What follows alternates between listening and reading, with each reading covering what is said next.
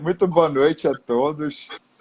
Hoje eu tenho aqui na live uma convidada super especial, a Alessandra Nishimura, herdeira do Grupo Jato, membro da terceira geração da empresa, uma empresa que eu aprendi a admirar demais.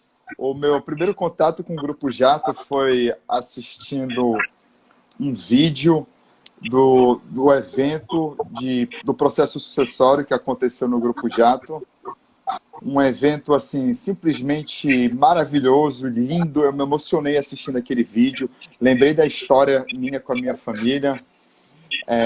E eu fiquei imaginando como seria o Brasil se tivessem mais empresas familiares parecidas com o Grupo Jato.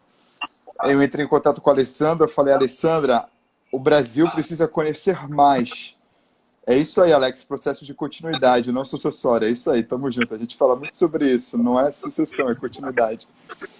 Alessandra, eu aprendi a admirar muito o Grupo Jato a partir desse vídeo. Fui procurar mais informações sobre a empresa, até que eu cheguei até você, porque as outras empresas familiares no Brasil precisam saber mais sobre o Grupo Jato, precisam usar o Grupo Jato como uma referência, como um espelho, porque o que a gente mais tem no Brasil são empresas familiares com dificuldades, sejam de gestão, sejam de família, sejam de sociedade.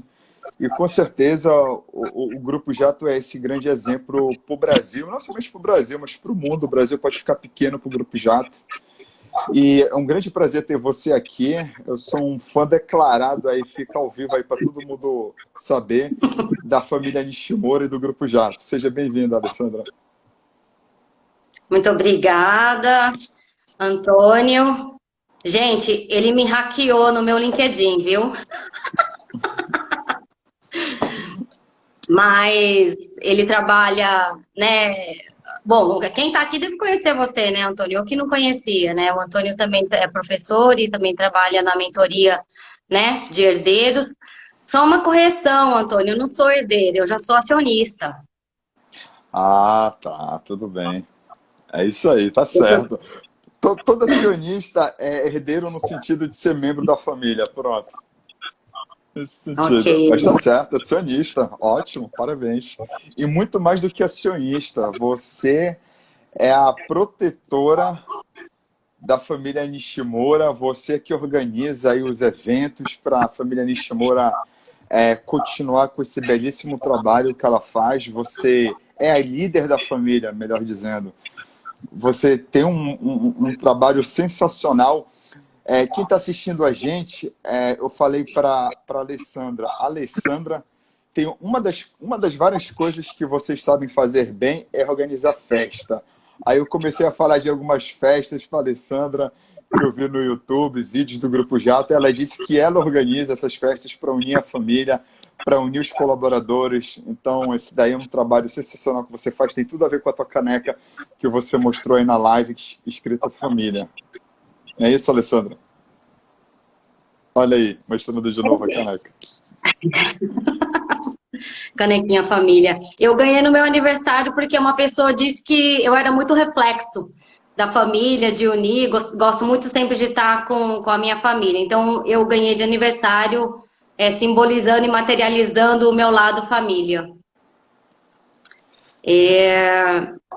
Eu ajudo sim a organizar os eventos. Está falando de evento, né? Acho que é uma das coisas. Acho que uma das minhas habilidades que eu acredito que consegue agregar bastante para a minha família é justamente essa questão de fazer festas. Eu adoro organizar festas, organizar os eventos, e graças a Deus tem sido eventos muito bem sucedidos, né? Cada um cumprindo o seu propósito. Então eu fico muito feliz de poder, acho que o dom que eu tenho, poder compartilhar e poder agregar para a minha família, né? Isso.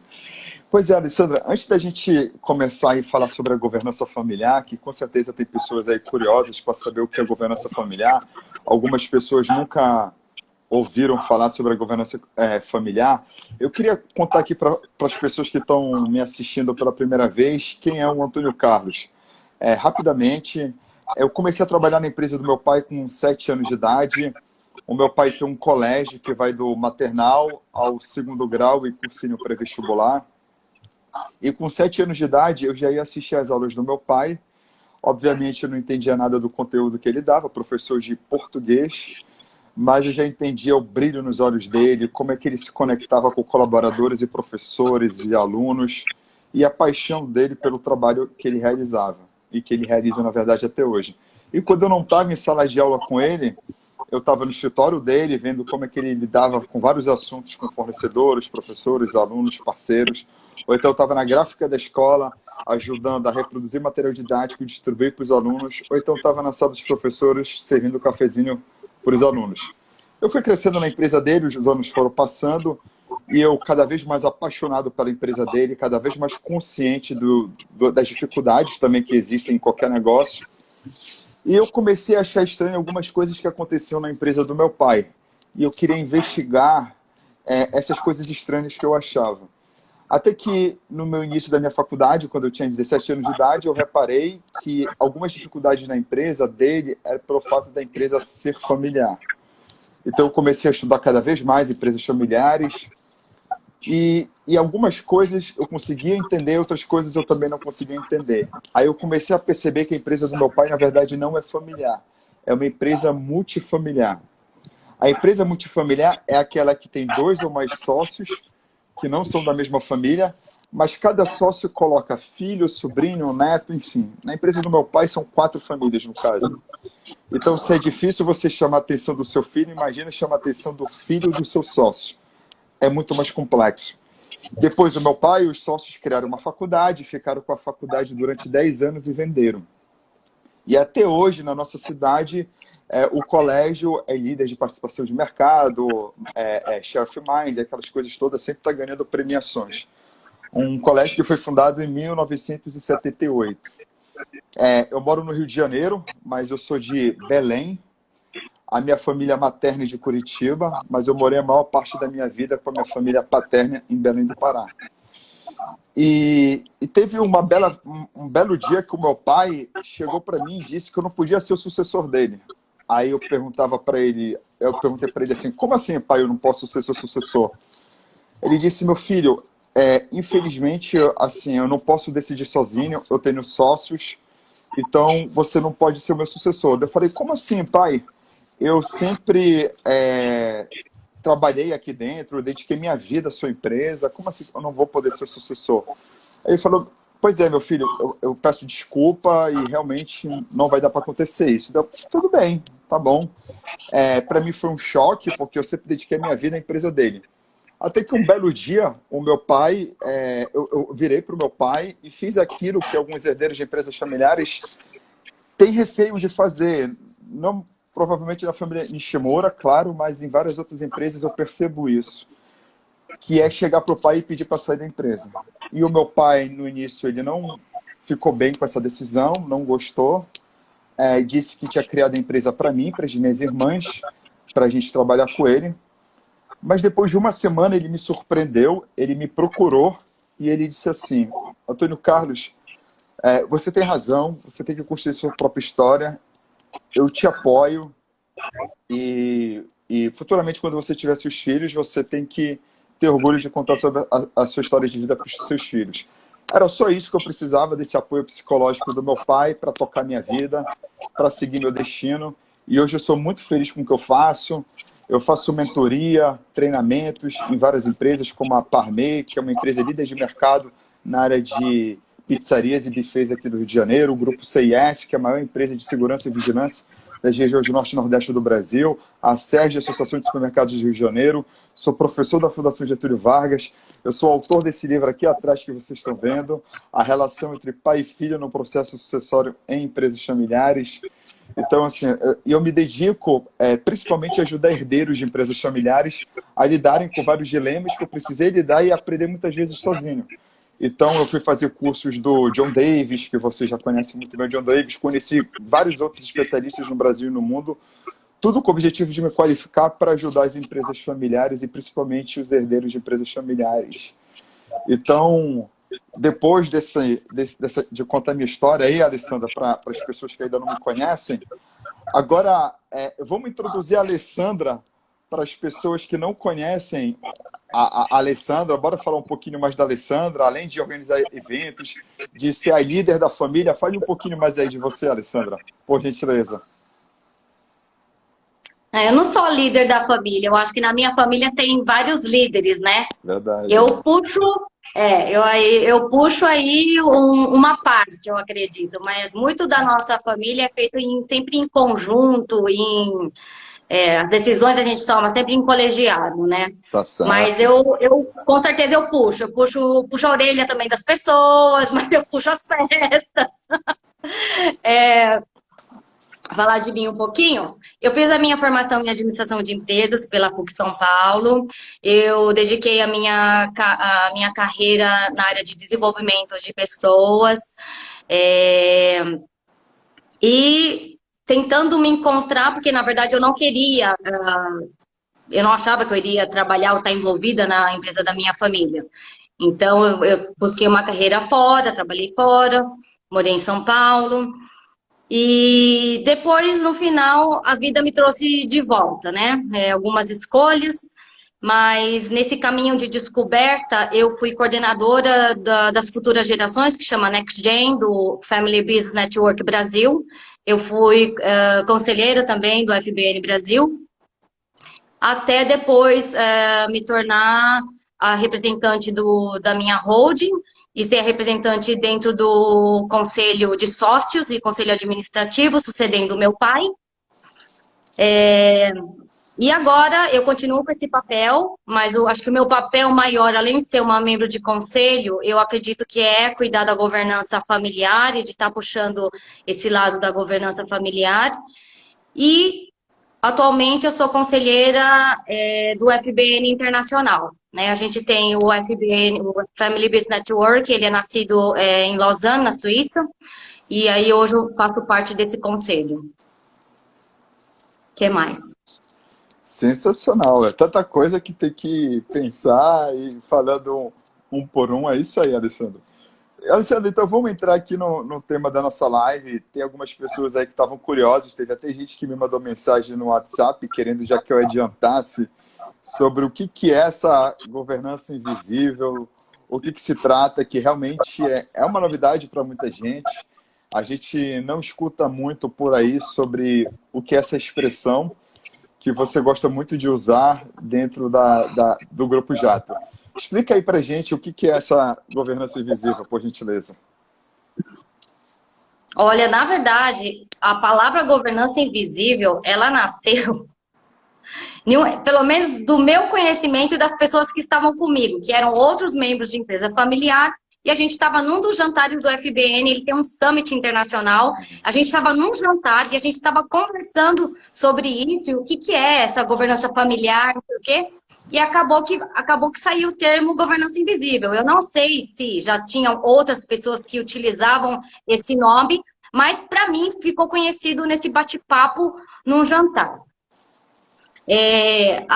Uma empresa de consultoria que trabalhou com a minha família, que se chama Hoft, ela tem uma definição sobre governança invisível, que é a combinação de mecanismos e estruturas de governança societária e familiar, que objetivam, eu tô lendo, viu? Minha cola, formalizar, organizar e preparar os sócios atuais e futuros para a continuidade. Não são práticas exigidas pelo mercado. Portanto, compõe aquilo que não é visível. Por isso que a gente chama de governança invisível. Agora, você fala para mim, Antônio, na prática, o que é a governança invisível? E aí eu te respondo. Na prática, ao meu ver, é tudo o que você faz para trazer benefício ou agregar a tua família. Seja na união, seja na comunicação, seja no relacionamento. Se vai trazer acho que uma calmaria e uma paz na sua família, você montar a governança corporativa, que é conselho, estruturas de conselho, de administrativo, conselho de família. Então, isso faz parte também. Se você estruturar encontros de família, almoços de final de semana, se essas coisas fortalecem a tua família, para mim isso faz parte da governança invisível. Com certeza, tem coisas que a gente precisa fazer que não necessariamente está nos manuais de governança, não necessariamente é explicado pelo lado racional da coisa, até porque as empresas familiares, muitas vezes, elas são muito mais emoções do que razão. E aquilo que é muito emocional não está nesses manuais de boas práticas, né? Não necessariamente. Não é explicitamente falado, mas alguém precisa começar a falar sobre isso cedo ou tarde numa empresa familiar. E eu costumo dizer muito que praticamente todos os desafios, problemas, situações e até conflitos que acontecem dentro de uma empresa familiar, ele tem origem na família. Então, se você consegue ter uma família unida, fazer um bom trabalho, não é fácil. A gente não está querendo dizer aqui que é fácil e muito menos generalizar. Cada caso é um caso. Não é fácil, mas quando você consegue chegar nesse ponto de que você está realmente fazendo um trabalho na família, que está gerando os frutos, está dando os resultados necessários, na empresa vai se tornar muito mais fácil a empresa alcançar os seus objetivos, porque para a empresa alcançar os seus objetivos, a família tem que ter harmonia na família e a família tem que ter um bom alinhamento entre os membros. Não é isso, Alessandra? É isso mesmo. É por isso que eles falam, né? Normalmente, quando eles falam que menos de 10% das empresas familiares no mundo, elas conseguem passar para a terceira geração, isso é uma verdade, porque se você for olhar as histórias que nós temos sobre empresas familiares que fracassaram, normalmente não era pelo planejamento estratégico, não era alguma coisa da gestão da empresa, mas sim pela briga dos acionistas, pela briga dos sócios ou briga da família. E isso interfere muito, né, vamos dizer, no outcome das empresas, né? Com certeza. Existem dois tipos de habilidades, né, que vem sendo cada vez mais falada nos últimos anos, que são as hard skills e as soft skills. Você pode ser contratado, ser chamado para trabalhar na sua família pelas suas hard skills. De repente você teve uma experiência numa multinacional, você teve a oportunidade de morar fora do país, enfim, você agregou muito valor ao seu currículo. Mas o que vai fazer você se manter na sua empresa familiar com harmonia, em paz, trabalhando em equipe, trabalhando de uma forma transparente, com confiança, com abertura com os outros membros, são as suas soft skills, que é de onde você tem empatia, resiliência, relacionamento, jogo de cintura, aquele negócio todo que é muito mais importante na família, as soft skills, do que as hard skills. Só que na empresa é o contrário, são as hard skills que são muito importantes. Então, assim, você precisa que, assim como você tem dois mundos antagônicos, empresa e família juntas, e você precisa equilibrar isso muito bem, você também precisa equilibrar muito bem as hard e as soft skills. Porque, inclusive, a Alessandra, eu lembrei agora, ela fez até um levantamento. Isso daí não é só para empresas familiares, não. Isso também vale para as empresas não familiares. Ela fez um levantamento que 70% dos executivos são contratados pelas hard skills, mas são demitidos pelas soft skills. Não é isso? É isso mesmo, é verdade. Então, isso daí são os alicerces de uma empresa. É a educação que é dada. Assim, muita gente me pergunta, Antônio Carlos, quando é que a gente tem que começar o processo de sucessão ou de continuidade numa empresa familiar? Eu costumo responder desde quando você ficou sabendo que a sua esposa estava grávida. Ou de preferência até antes. Por quê? É quando você já começa a interagir com o seu filho, ele já começa a responder os estímulos e ele vai absorvendo essas soft skills com muito mais naturalidade, porque as hard skills é mais fácil de você aprender. Você vai para uma faculdade, ou então você vai aprender numa outra empresa, ou na própria empresa da sua família. As hard skills com a experiência, com a rotina, com o cotidiano. Agora, as soft skills são muito mais difíceis de você obter, de você aprender. Agora, quando você aprende quando é criança, é muito mais fácil, porque a criança ela é uma esponja, ela aprende com muita rapidez, ela absorve muito bem. Então, essa questão de empatia, essas coisas mais subjetivas, empatia, relacionamento, resiliência, ela vai aprender com mais facilidade quando ela é criança e aprendendo com exemplo. Ela vai aprender o conteúdo, vai aprender a gente a falar para ela e, ao mesmo tempo, ela vai ter alguém para se espelhar que vai ser nós adultos.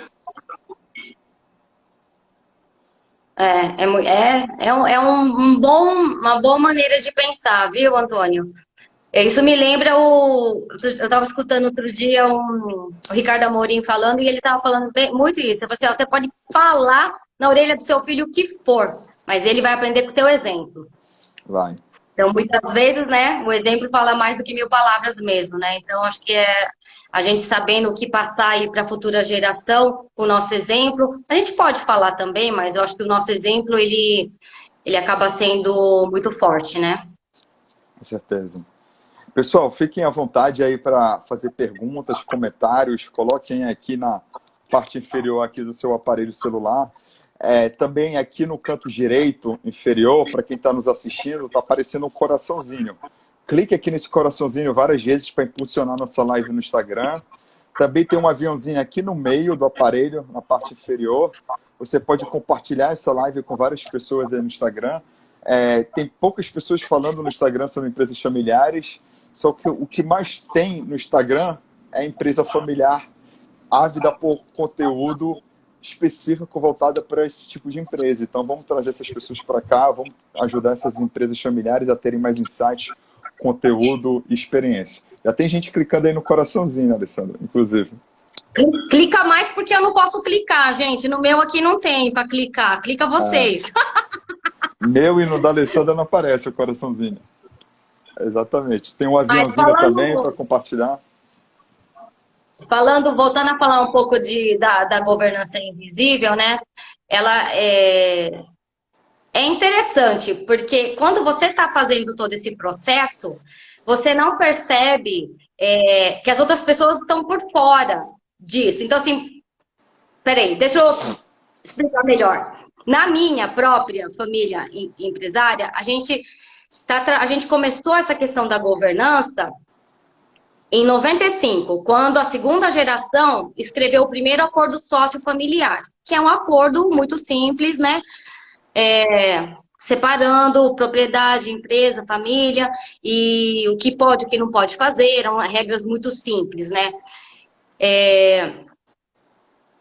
É um processo, gente, que você precisa de muita perseverança, muita paciência, porque é um processo longo. Uma vez que você começa a trabalhar com a governança, se você quer continuidade, né? Se você quer a continuidade da sua empresa familiar e da sua família empresária, é muito importante que você cuide dos processos. E era engraçado, o Antônio, que muitas vezes a gente estava fazendo muita coisa para a família, só que a minha família é muito ruim de comunicar, normalmente. Então, assim, os nossos executivos não sabiam do trabalho que a gente fazia. Então, assim, e aí, sim, na nossa cabeça a gente achava que todo mundo sabia, porque, assim, a minha família sempre foi a gente sempre falou muito do case da Jato, né? A gente sempre saiu muito para fazer palestra, para ajudar, para motivar outras famílias, principalmente por causa do FBN, porque a gente era um membro muito ativo dentro do FBN, então a gente sempre compartilhou muito com outras famílias. E a gente achava que todo mundo sabia.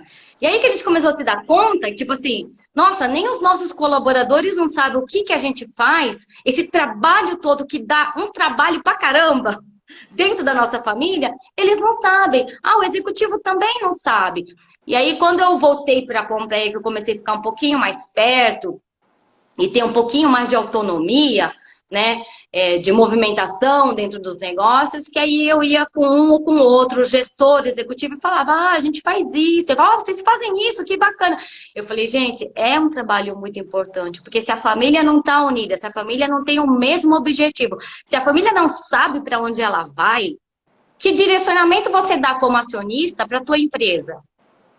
Né? Então, assim, é muito importante a gente estar alinhado, a gente estar conversando e a gente estar fazendo esse trabalho. E normalmente é um trabalho que realmente ninguém vê, né? A não ser que a gente fale por aí, ninguém vê, porque não está obrigado lá, não tem nenhuma lei que obrigue você a montar um conselho de família, não tem nenhuma lei que obrigue a você que isso aqui está dentro das melhores práticas, você tem que fazer isso. Não, na verdade, não tem, né? Fazer reunião de família, não está escrito em nenhum lugar. Não, você tem que fazer o encontro de família que é melhor, né? para sua família, para os seus negócios. Não tem. Então, muitas coisas, elas realmente elas caem nesse invisível. Oi, Ilana. Beijo. E, Alessandra, e qual foi o maior desafio ou dificuldade que você teve para implementar essa governança familiar? O que você elege assim como talvez assim um ponto mais crítico? Por exemplo, Nossa. eu vou te dar um exemplo. Um dos maiores desafios, se não o maior desafio de uma empresa familiar, é lidar com os egos. Ego todo nós temos, claro. Mas tem uns que são bem difíceis de lidar, de convencer, de envolver. Pessoas que não querem dar o braço a torcer costumam continuar sempre batendo na mesma tecla, mesmo que essas ideias não sejam mais plausíveis. Qual é o maior desafio na implementação da governança familiar? Talvez seja o ego ou outra coisa? Enfim. Não, eu não acho que é o ego, porque as pessoas podem ter o ego, mas eu acredito muito mais que ela está pautada na comunicação e no relacionamento. Perfeito. Sabe?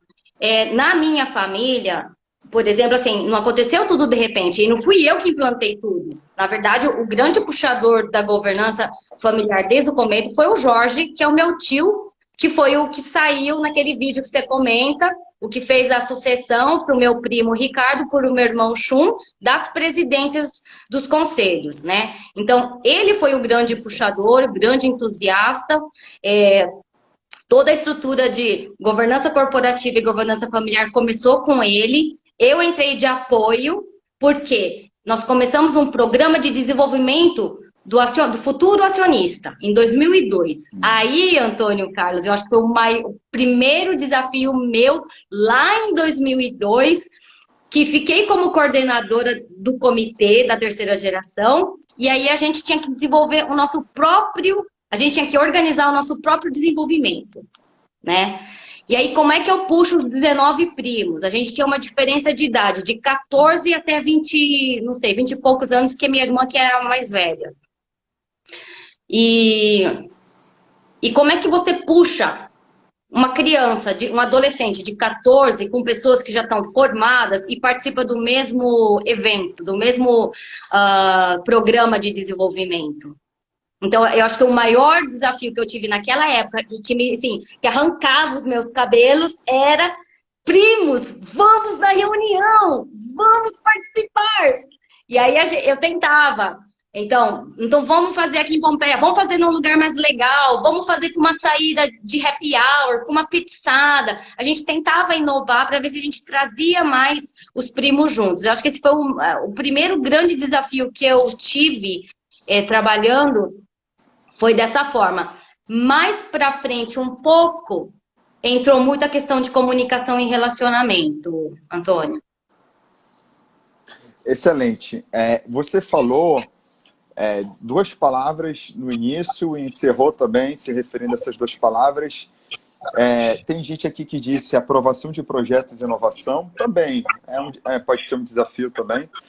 Mas você falou essas duas palavras que me chamaram a atenção. Você chegou a conhecer o Aparecido, que trabalha comigo, meu grande parceiro. Ele fala que nas empresas familiares existem 3 Cs que são muito importantes: cultura, comportamento e comunicação. E você falou justamente de comportamento e comunicação.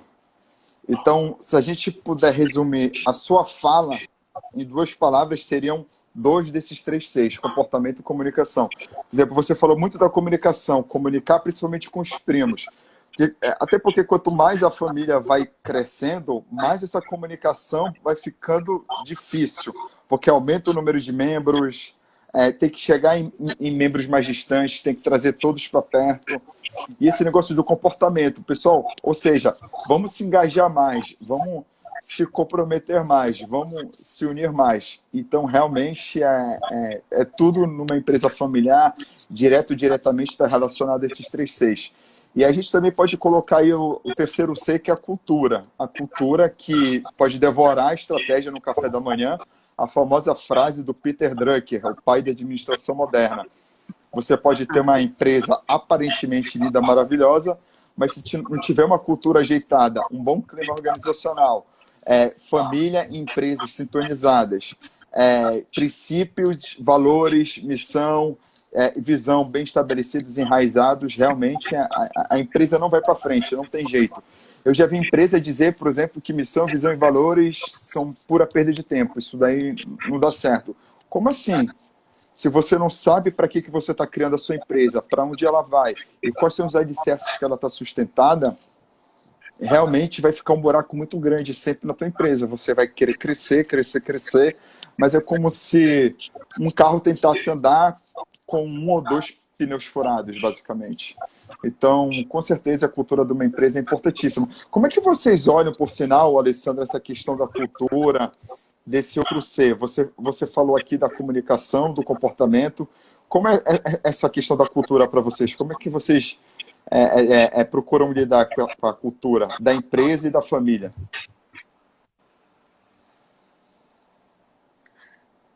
São duas coisas que andaram muito juntas, na verdade, porque a cultura da empresa ela acabou vindo dos valores da família, né? Os valores da empresa são parte dos valores da família, né?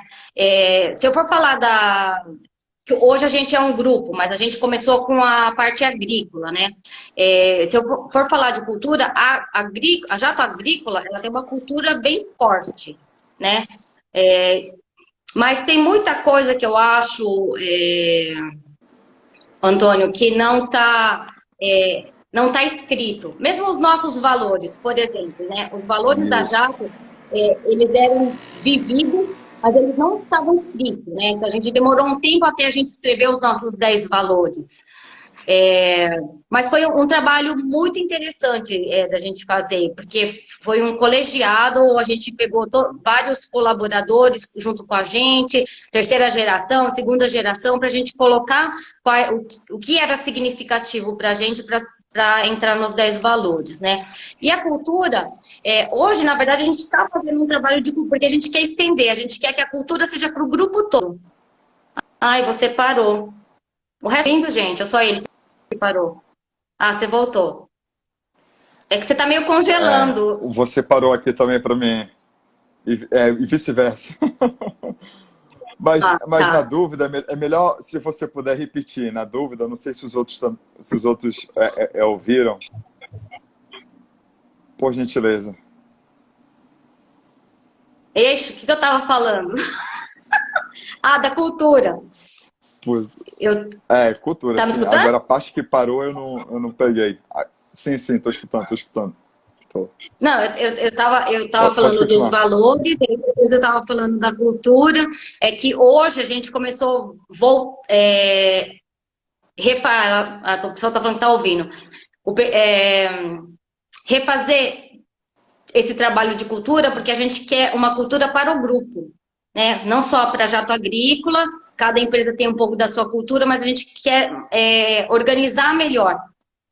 Então, nós estamos fazendo um trabalho atualmente, a gente está sempre revisitando e refazendo. Nós começamos um novo trabalho de planejamento estratégico, que aí a gente vai estar revisitando a questão da cultura agora.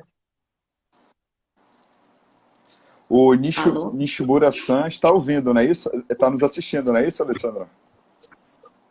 Tem um monte de nicho. Só deve ter minha família me ouvindo hoje aí, que eu tô vendo. Eu acho que foi ele que escreveu aí. Legal ter o Nishimura-san aí assistindo a gente. Não, meu pai não tá. É meu irmão e minha irmã que estão. Não, meu pai tá em outra reunião hoje. Tá. Então tudo bem. Tranquilo. Tava tentando adivinhar aqui. Fabrício, seja muito bem-vindo, meu amigo. Enfim, essa questão de comunicação, cultura, comportamento. Agora, Alessandra, me diga uma coisa. Quando você está diante de uma outra empresa familiar que te pede conselhos, que te pede assim, Alessandra, pelo amor de Deus, nos ajuda, que a nossa empresa familiar, é difícil ter união na família, é difícil desenvolver diálogo. Assim, você tem alguma recomendação para essa família? Você tem alguma dica? Como é que você pode ajudar com a sua experiência para esse tipo de empresa familiar? Complicado. Difícil, né? Não, na verdade, assim, a gente recebe, é que depende de caso a caso, depende do que eles me Tá, perguntam, né? Mas, assim, entendi. a gente recebe muitas famílias aqui na nossa fundação, né? A gente Entendi. vem, bastante gente quer saber como é que a gente fez, e vem perguntar, vem trocar ideia. Então, a gente faz muito troca de família para família, né? A gente recebe muitas pessoas e cada um vem com às vezes com alguma dificuldade, às vezes com nenhuma, às vezes só quer conhecer um pouco mais a gente, né? É uma troca muito boa. É... Mas eu sempre falo, a gente sempre conta a nossa história, porque a nossa história ela é um pouco comprida, já temos 70 anos de história, e a gente acho que perseverou bastante nessa caminhada, sabe, Antônio? Porque é uma caminhada que não é fácil. É aquele negócio de dar muitas vezes um passo para frente e 10 para trás, né? Outro dia eu estava até falando, eu falei assim, gente, eu sou movida nos 220, é terrível. Imagine eu querendo fazer e as coisas não vão e não acontecem. E eu tive muito isso na minha carreira, dentro da minha família empresária, sabe? De querer que as coisas acontecessem e as coisas não aconteciam. E ter que ter paciência porque eu ia ter que esperar, porque aquele não era o momento. Então, uma das coisas que eu aprendi muito está num versículo de Eclesiastes que fala sobre o tempo, né? Que ele fala que há tempo determinado para tudo debaixo dos céus.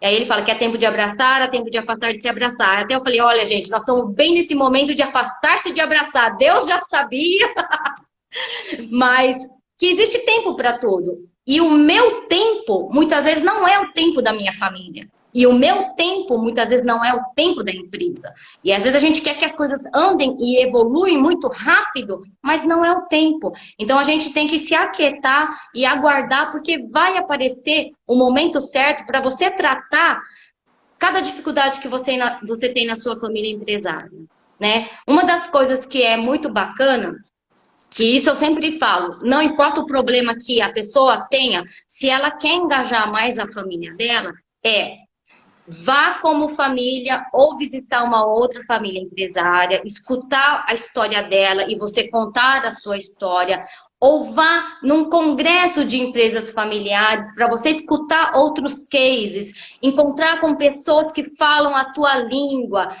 Eu cresci sem ter amigos que tinham empresa. Então, eu me sentia um ET. Eu não contava para ninguém na faculdade que eu tinha, que minha família tinha uma empresa. Por quê? Na época que eu fazia faculdade e me formei, era um pouco... A empresa familiar não era vista com bons olhos. E se você tinha empresa, o pessoal fazia o bullying. E o bullying era: para que você está procurando? Para que você está procurando trainee? Para que você... Não tire a nossa vaga. Você tem a sua vaga garantida na empresa do teu pai. Entendeu? Então, eu nunca falei para ninguém que eu era de família empresária, a não ser... Na PUC são 5 anos, né? A não ser no 4º ano, que a gente foi fazer um trabalho. Eu falei, olha, podemos fazer o trabalho usando a jato, né? Que foi a primeira vez que eu falei, porque meus amigos já eram super meus amigos e não iam fazer bullying comigo. Olha a insegurança da pessoa. Entendi. Alessandra, como é que funciona na Jato? A Jato talvez tenha um programa desses, ou tenha algum tipo de apoio para herdeiros, para membros da família que de repente queiram seguir uma outra carreira fora do grupo. Eu não sei, existe algum tipo de apoio para os membros da família que gostariam de seguir outras profissões, medicina, por exemplo, advocacia, abrir seu próprio escritório, ou então empreender, abrir um... como é que funciona isso no Grupo Jato? Fala para a gente isso, porque eu trabalho muito com herdeiros que têm vontade de trabalhar fora da empresa da família. Então, o que vocês recomendam? Quais são as práticas que vocês adotam para esses tipos de herdeiros? Não, a gente... Bom, agora é um pouco difícil falar o que a gente faz, porque nós não estamos nessa fase mais. Todo mundo da terceira geração já se formou e já tem uma carreira, né? Mas antigamente, quando eu fazia aquele processo, o programa de desenvolvimento do futuro acionista, aí sim, que eu tinha aquela diferença de idade grande, né? E tal. Hoje, eu estou pensando agora na 4ª geração. Como é que nós vamos cuidar do desenvolvimento da quarta geração? Mas uma das coisas que a gente aprendeu lá atrás, Antônio, foi que nós fomos preparados não para sermos gestores, nós fomos preparados para sermos bons acionistas. Então, o primeiro e mais importante trabalho que a gente fez foi o trabalho... tinha um nome. Eu esqueci como que a gente chamava isso. Mas era eu comigo mesmo e o que eu queria ser. Então, era um trabalho voltado para mim, para o meu papel. Entendeu? Então, assim, para tirar um pouco aquela cobrança do pai de que você deveria trabalhar na empresa da sua família. Entendeu? E dar mais liberdade para o herdeiro escolher o caminho. Porque nós somos 19 primos. Não dá para trazer 19. E quem disse que 19 vão ter a competência para estar dentro de uma área agrícola? Naquela época era mais agrícola, né?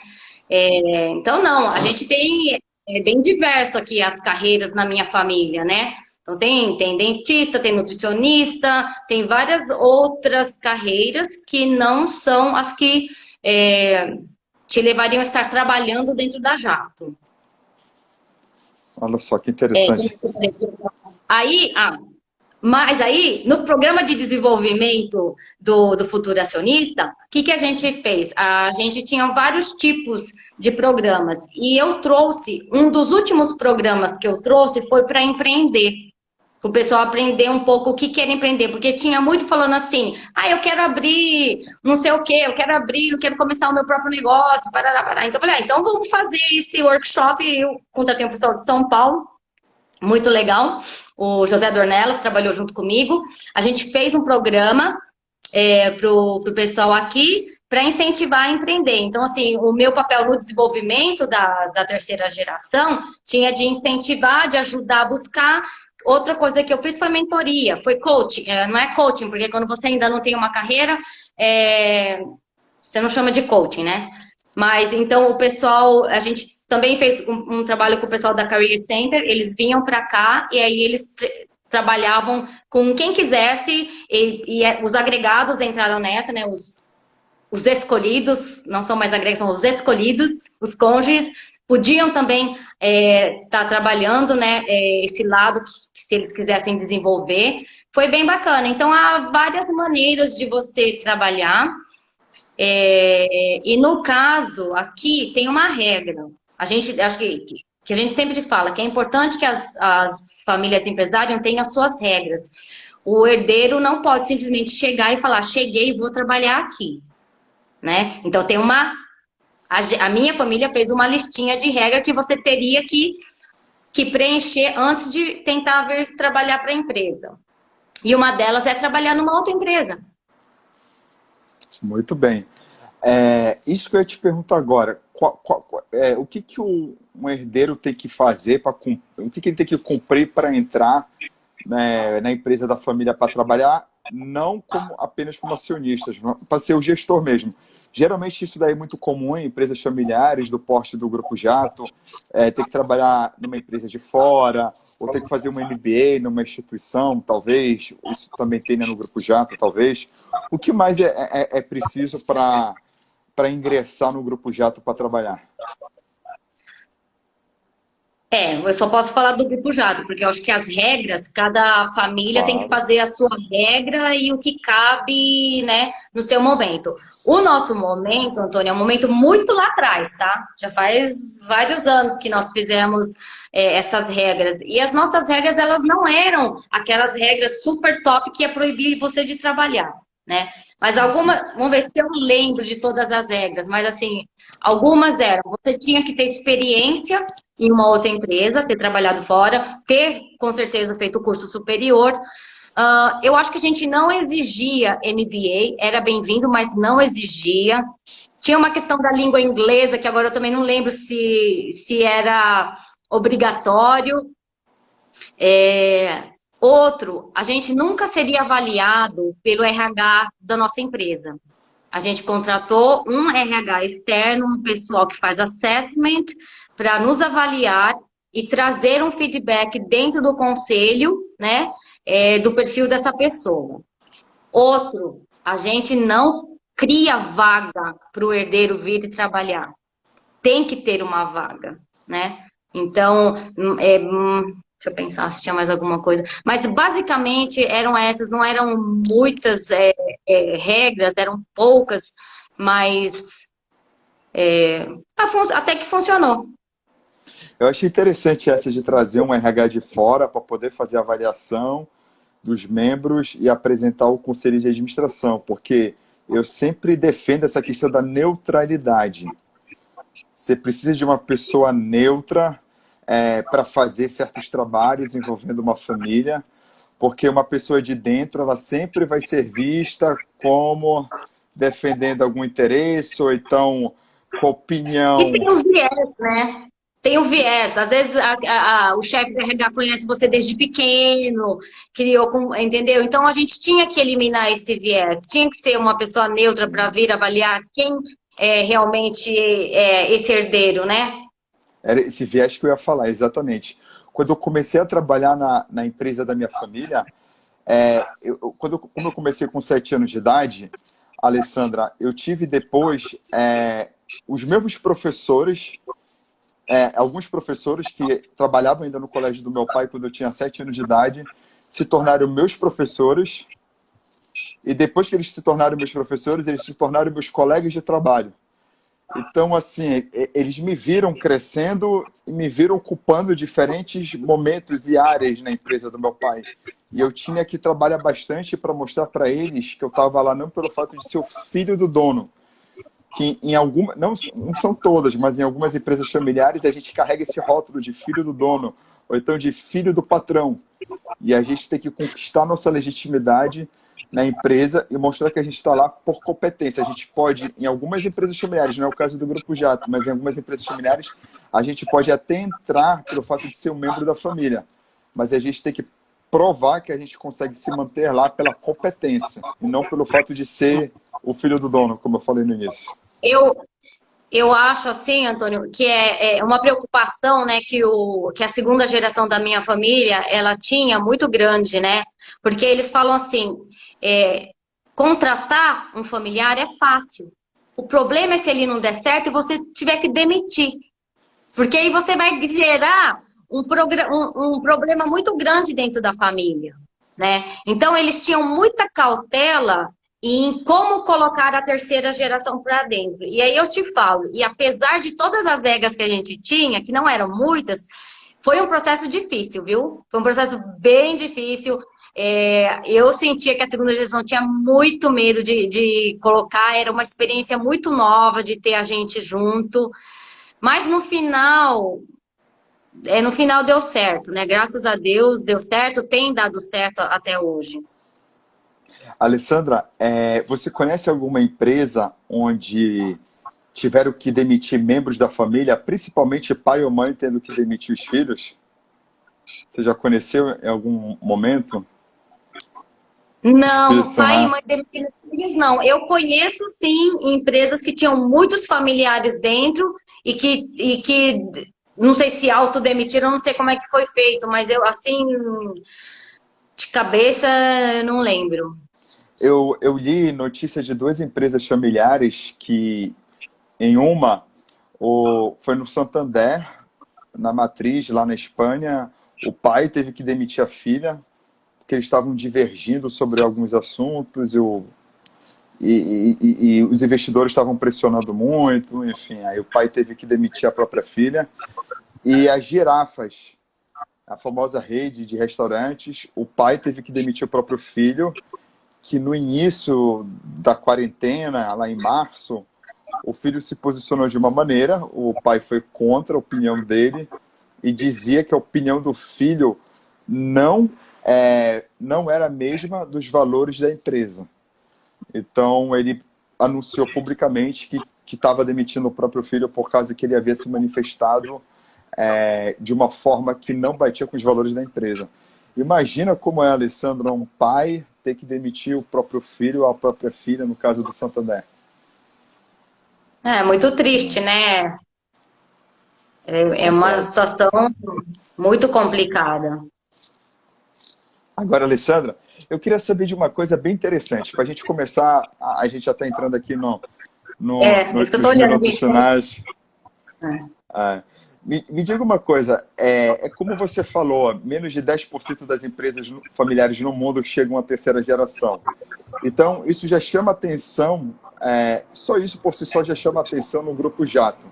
Agora tem uma coisa que é ainda mais louvável no Grupo Jato, é vocês estarem chegando na quarta geração. Como você falou aí, vocês estão começando a preparar a quarta geração. Como é que está sendo essa preparação e quais as diferenças de preparar a quarta para preparar a terceira, por exemplo? Ou se é que tem diferença? Tem muita diferença. A quarta geração, além dela estar dividida em 2 blocos, porque eu tenho os mais velhos na faixa de 20 anos e os pequenos abaixo de 14. Entendeu? Então, são 2 grupos muito distintos para a gente trabalhar.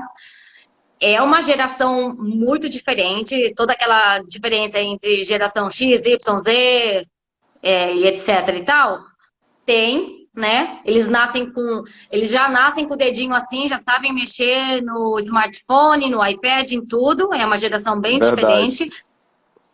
E eles estão começando muito mais cedo do que a gente, né? A gente era assim, ó, tinha empresa que era do vô e os tios trabalhavam, o pai e os tios trabalhavam nessa empresa.